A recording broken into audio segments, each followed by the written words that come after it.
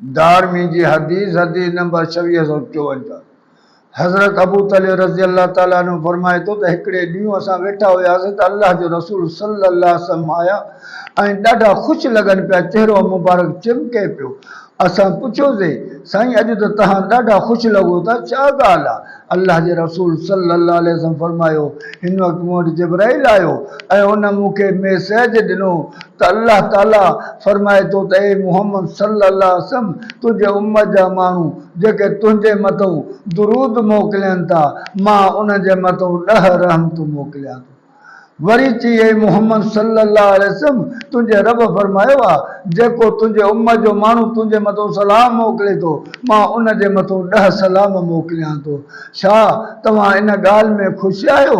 अल्लाह जे रसूल सल्लल्लाहु अलैहि वसल्लम फरमायो, मां चयो त हा, मां इन ॻाल्हि में ख़ुशि आहियां ऐं मूंखे उन ॻाल्हि जी ख़ुशी थी आहे।